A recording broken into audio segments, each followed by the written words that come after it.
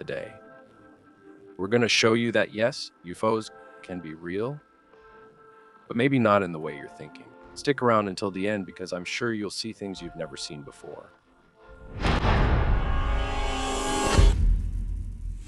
In the last few days, people have been talking a lot about the UFO that was seen in Paraná on May 30th. For those who don't know, this footage, this UFO recording, was made by a guy named Mike Leo in Campo Largo, which is near Curitiba in Paraná. What happened? He started sharing in real time on his social media some very strange things that were happening. Like, the animals were kind of scared, and there were some weird metallic sounds. The electric fence around his house had been knocked down, and most importantly, there were some strange lights in the sky at night. It looked like a big luminous object hovering over the mountain in front of his house.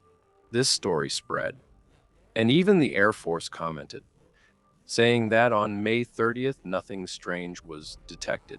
Not even at the airports did anyone report anything appearing around there, so there was no record of it. After all the controversy on social media, some other content creators went there and showed that maybe that light had come from a farm next to his house. And with this story, it's causing a lot of controversy, and every now and then, another story about UFOs or aliens pops up. We decided to make a video showing what's behind all of this. So, to start this conversation, what exactly does UFO mean? It's an acronym for Unidentified Flying Object, and that's simply it. Anything that's flying around out there, and you can't figure out what it is. In English, the acronym is UFO, which stands for Unidentified Flying Object. And that's why the field that studies these objects is called ufology. And the people in this field are called ufologists. And of course, when you read or hear the word UFO, you don't think of an object. You immediately imagine a green alien with two antennas because we associate flying objects with extraterrestrial things, with non-human things. But in the actual meaning of the word, there's nothing like that. It's something much more common than it seems, just so you have an idea. Look, between 1952 and 2023, the Brazilian National Archives recorded at least 893 UFO sightings in Brazil. Most of these cases aren't investigated, okay? They're treated as inconclusive. They remain classified as UFOs. Nobody identified the object. And this happens because the Brazilian Air Force, which is responsible for looking into this, doesn't investigate these cases. They record it, but they don't follow up on every UFO sighting. However, there are other countries that do investigate and make sure the object is identified, so it stops being a UFO. The United States and Japan, for example, managed to solve about 95% of these cases on average. So, even though it seems like a mysterious subject, something secret that nobody knows what it is, most UFO cases are solved pretty easily if there's an investigation. And look, what were these UFOs actually, right? In these investigations, what did we really find out? There were a lot of satellites, especially those satellites that are in low orbit, like Starlink, which are really close to Earth.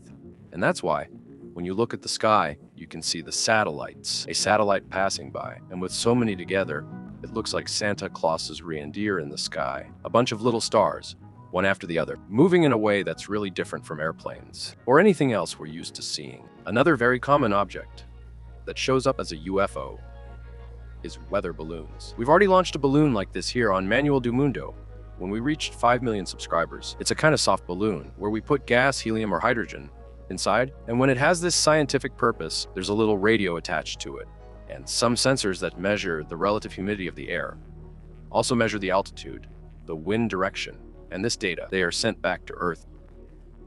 And then you know what the atmospheric condition is there. You might think it's something very rare, but I found a news article here saying that around 1,800 of these balloons are launched per day worldwide. And for those watching, you might not have known this type of balloon existed. If you saw it in the sky, you'd likely find it strange, right? Besides that, there are still a bunch of things that humans send up into the sky, which are pretty common, but it's strange for us to see them up close, like a drone flying overhead at night, or even a plane passing by on a route you're not really used to seeing. If it's a clandestine plane carrying drugs or contraband, it will be identified on the radar. Then, The authorities will go after this object, which they'll later find out is a plane. There are also many small flying things we forget about, like regular balloons that float away with fire underneath. It could be a balloon that people fly in, or those paper balloons from June festivals that people release, or even a helium balloon like the one we lifted Gilmafro with, and in the end, we didn't actually release any into the atmosphere. But if it flies away and reflects something, you won't know what it is. Or it could also be a model aircraft flying. But we found two types of UFOs here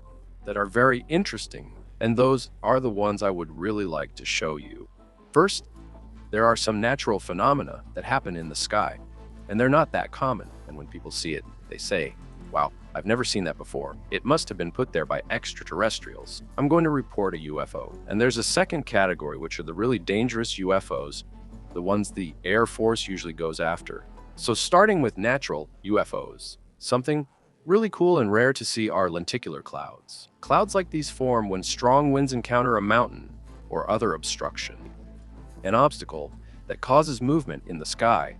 And this type of cloud you're seeing here is often mistaken for a spaceship because sometimes it really does look like a flying saucer. Another thing I really wanted to see is called a sun dog, which is when the sun appears on the horizon and you see two other suns, one on each side. It's a phenomenon that happens more in cold regions because it's formed by ice crystals. Ice can also create something we call a light pillar. What happens? It projects some lights that are closer to the horizon up into the sky. This happens very often with the sun. It also happens with the moon. But the craziest, the coolest thing to see is when it happens with the city lights, because then you look at the sky and see a bunch of little colored light pillars, as if you took the lights from the ground and stretched them into the sky. Looking at it like that, it could only have been made by some creature from another planet. It's a type of mirage that also confuses us, which is really cool.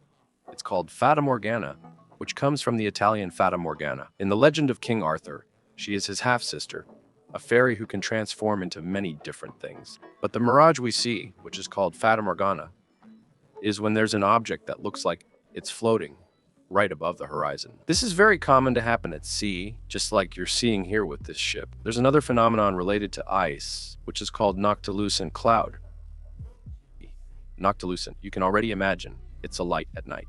It's a type of cloud formed by tiny ice crystals, which is very, very high up, like 80 kilometers high.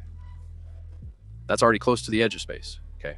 It's not very common for us to have clouds that high up, and since it's so high up, when we're near sunset, just after sunset, the sun can still illuminate these clouds very well. So you look at the sky, it's already dark, but there are some clouds there that shine in a really bright, unusual way. To wrap up the list of meteorological phenomena, there's a rare type of lightning. I couldn't find its Portuguese name. It's called sprite. It's lightning that happens above the clouds. And it can be colorful. So there's this photo here, which might be the first record of a colorful sprite taken from an airplane. But there's also this other photo of a sprite recorded from the International Space Station, right? The astronauts took the photo and you can see it's an amazing phenomenon. Like, it would be very easy for someone to call the Air Force saying it's a UFO. I don't know about you, but I've never seen any of these phenomena. I really want to see them, and I didn't know about many of them. So if you've also never heard of any of them and want to learn more, I think it's worth leaving a like or subscribe to Manual do Mundo if you haven't subscribed yet, because here we bring a lot of cool information. Let's get to the really dangerous UFOs. Part of what people see in the sky and find strange, is because it really shouldn't be there. Because they're foreign aircraft trying to spy on you. Here in Brazil, maybe it's not such a common phenomenon, because I don't think there are that many people interested in spying on us. But in the United States, it's much more common to happen. Not only because it's a country that others want to spy on, but also because it's a country that likes to spy on others. So just like there are weather balloons, which are made to measure atmospheric conditions, there are also spy balloons. In 2023, the United States discovered a Chinese balloon that had already flown a lot over their territory and was at an absurd altitude, like 18 km. That's a much higher altitude than airplanes usually fly. Airplanes fly at about 11 kilometers altitude. It's high, but it's much closer than satellites can see from. So if you put a good camera there, You can see what's happening on the ground. You can pick up radio signals. In other words, you can really monitor everything that's happening in the country. And if it's a small balloon, you can't even see it from the ground. That wasn't the case with this Chinese balloon, which was really big. And compared to a satellite, let's be honest, right? It's an absurdly cheaper technology. You don't need any rocket to launch it. The cameras that go there, all the equipment, don't need to be as specific or as expensive as the ones used in satellites, which operate under much tougher conditions. So it's the kind of espionage equipment that's very easy to send, almost with no cost at all. If it falls, and it might even be hard to figure out where it came from.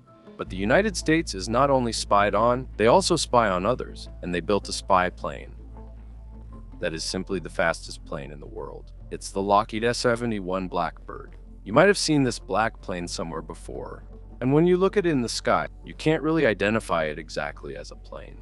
It looks like a giant kite or something. During the Cold War, when the United States was competing with the Soviet Union, they needed to have a plane that could fly very high to survey enemy territory. So it was practically unreachable because it was very fast, flew very high, barely detectable by radar, and so on. It would fly over quickly, take a picture, and leave. And just so you have an idea, this plane could fly at 3,500 km at about 26 km above the ground. That's more than double the altitude of a commercial airliner.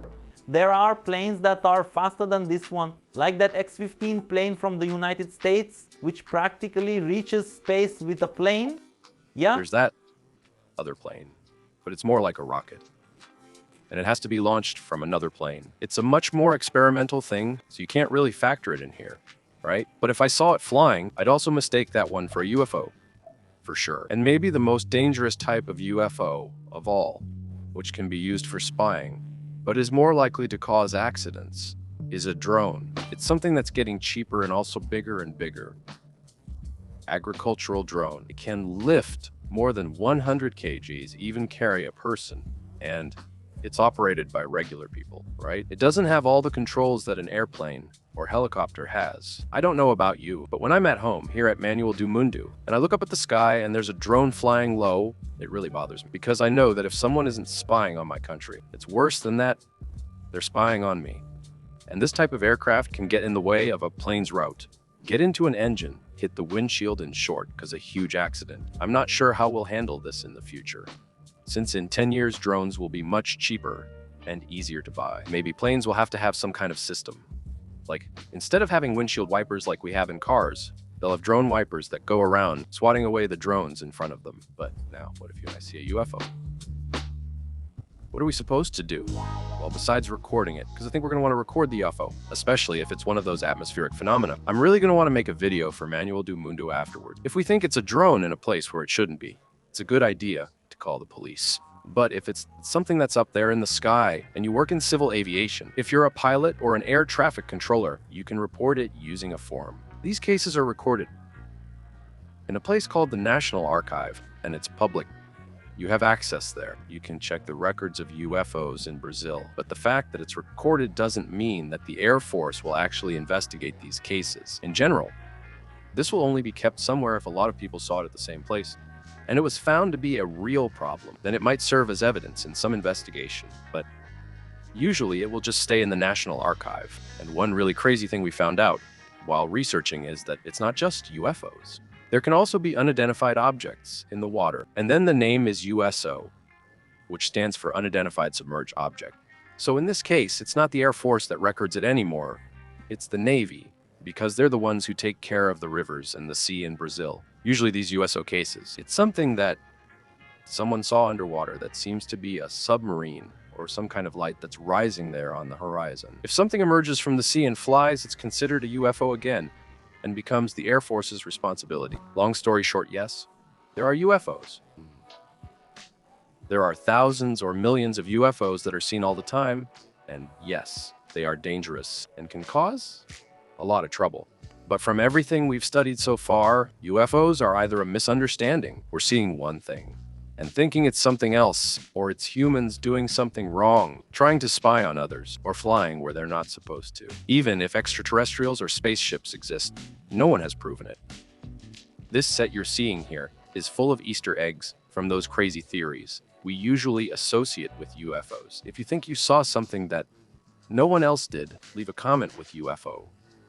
It's the unidentified object from Manuel do Mundo. But let me show you something first. We have a book that was released recently called The Astronaut's Guide to Leaving the Planet. It's not actually a guide for you to become an extraterrestrial, but it's a really cool book that tells what the daily life of a real astronaut is like. It was written by a real astronaut who was the commander of the International Space Station. So it explains a lot of cool things and curiosities that we have. For example, what astronaut training is like, what it's like to live without gravity, what it's like to go to the bathroom in space. So I'll leave the link to this book and all the other Manuel do Mundo books here in the video description if you want to check them out. All right? I still have to deal with this. The tip is thinner, right? Yeah, because the waves have to come out, right? It's not like a broomstick up here. It's like, yeah, it has to be.